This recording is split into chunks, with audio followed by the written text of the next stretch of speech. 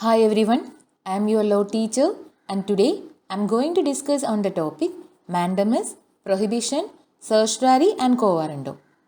Already we discussed the introduction of writ and writ of habeas corpus. You can get that videos by clicking the card above. So we can start with today's class. In the previous class, when I discussed writ of habeas corpus, I told you these words habeas corpus, mandamus, prohibition, certiorari, and quo warranto, all these are Latin terms. The origin of the writ of mandamus can be traced back to England. When issued to a person or body, the writ of mandamus demands some activity on their part. It orders the person or body to perform a public or quasi-public duty which they have refused to perform, and where no other adequate legal remedy exists to enforce the performance of that duty. Simply saying, through this writ, you can command a public official to perform his public duty. There are three types of mandamus that exist within the Indian jurisprudence and has been developed over the years through case laws and judgments. Certiorari filed mandamus, anticipatory mandamus and continuing mandamus. The writ of mandamus issued on the following grounds: that the petitioner has a legal right, there is infringement means violation or negligence of the legal right of the petitioner.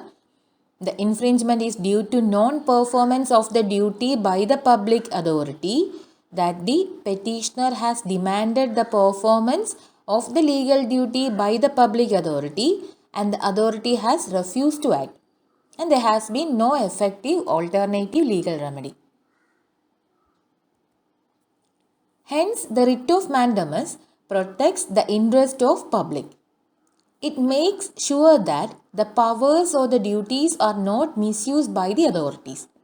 It also safeguards the public from the misuse of authority by the administrative bodies.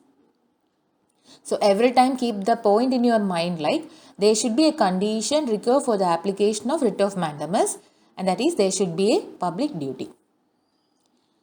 Next comes writ of certiorari, which means to be certified. Through this writ, Supreme Court and High Court can command the inferior or lower courts to submit its records for their review, whether the lower court judgments are illegal or not. There are conditions when lower court's judgments becomes illegal, and these are the conditions: excess of jurisdiction, lack of jurisdiction, jurisdiction unconstitutional and against natural justice. If the superior court finds out that the judgments of lower courts to be illegal, then they can quash that order, means the lower court's judgment has no value and is no need to be followed. In these two cases, writ of certiorari has been applied. Gullapalli Nagesh Rao versus APSRTC, AIR 1959 SC 150, AK Kraipak versus Union of India. Next comes the writ of prohibition. Before starting about the writ of prohibition, every time students will get a confusion regarding writ of prohibition and writ of certiorari. The thing what I want to tell you is prohibition and certiorari having only a little difference. To understand that, I will tell you an example. See, now the whole world is facing a big issue called Corona, COVID-19.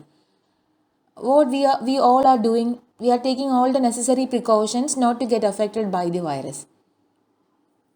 Why I said this example? Because we can take two words, Corona and precautions. Corona, C, COVID, C.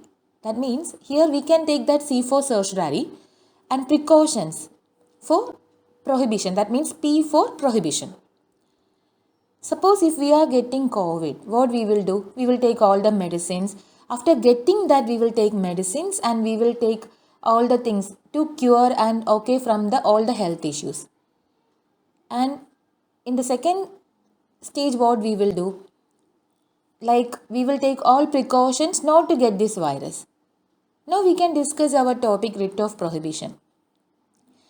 When I discuss certiorari, what I told you, like if an illegal judgment is announced by the lower courts Then to quash, it means to cure the mistake superior court is using writ or certiorari. But before the judgment is announcing, if we want to prevent that mistake, then the writ of prohibition is used. The writ of prohibition means to forbid. The writ of prohibition is issued by Supreme Court or High Court to an inferior court to forbid or to stop the order passed by them. The writ of certiorari and prohibition are issued mostly on similar grounds. The main difference between these two writs are certiorari issued to quash a decision after completion of proceedings, prohibition issued before the completion of the proceedings. Writ of quo warranto means by what authority?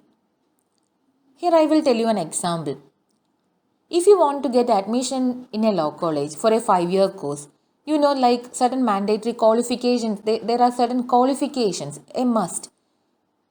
Almost all colleges, what they will say, like you need to pass 12th exam, then there will be an entrance eligibility, qualifying marks for admission, etc. Suppose at the time of verification, the authority is finding out that you are not qualified according to the conditions set by them. What the concerned authority will do? They will remove from you from the list. The same principle we can take here, the same example. The same principle is applied in writ of quo warranto, which means by what authority?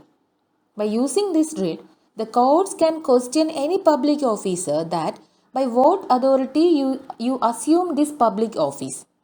If the officer's title is defective, then he has to vacate the office. There are certain conditions.